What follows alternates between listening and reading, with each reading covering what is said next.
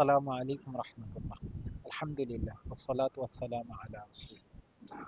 আল্লাহ সুবহানাহু ওয়া তাআলা কোরআনে বলেছেন, ইদফা বিল্লাতি হিয়া আহসান, যে প্রতিরোধ করো সেই পন্থায় যেটা সবচাইতে সর্বোত্তম।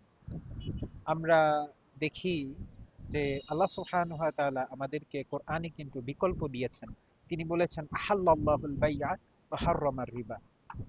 আল্লাহ সুদকে হারাম করেছেন এবং ব্যবসাকে বৈধ করেছেন।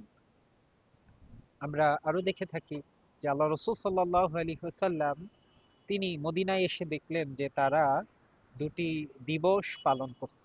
তখন তিনি বললেন যে আল্লাহ তাআলা তোমাদের জন্য এগুলোর পরিবর্তে দুটি ঈদ দিয়েছেন।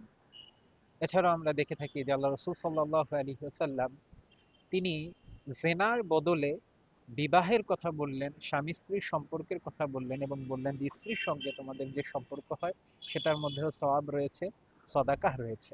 এখন চলছে বিশ্বকাপ উন্মাদনা। যুবকরা একেবারে বিশ্বকাপের উন্মাদনায় হাবুডুবু খাচ্ছে।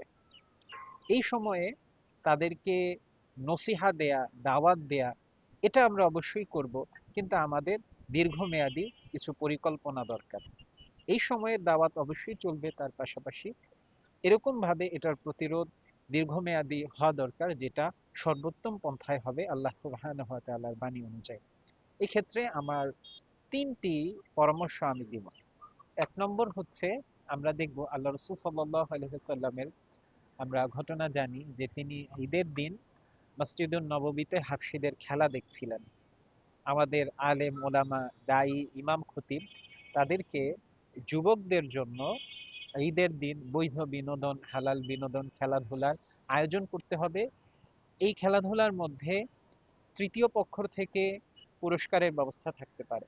হালাল বিনোদনের ব্যবস্থা তাদেরকে দিতে হবে। আমরা হারাম জিনিসকে অবশ্যই হারাম বলবো, নাজায়েজ কাজকে অবশ্যই নাজায়েজ কাজ বলবো, কিন্তু হালাল, বৈধ, বিপরীত বিকল্প তাদের থাকতে হবে। যেমন আমরা আলোচনা করলাম যে হারামের বিপরীতে আল্লাহ তাআলা সব জায়গাতে আমাদেরকে হালাল বিকল্প দিয়েছেন। এরপর ঈদের সময়গুলো ছাড়াও, দুই ঈদ ছাড়াও আমরা আলেম ওলামা, দায়ী, ইমাম খতিব বিভিন্ন সময় এলাকা ভিত্তিক বিভিন্ন টুর্নামেন্টের আয়োজন করতে পারি। এই ক্ষেত্রে তৃতীয় পক্ষ এখানে পুরস্কার দিবে এবং এই খেলার আগে এবং পরে, প্রত্যেক খেলার আগে এবং পরে নসিহা, দাওয়াত এগুলো চলবে।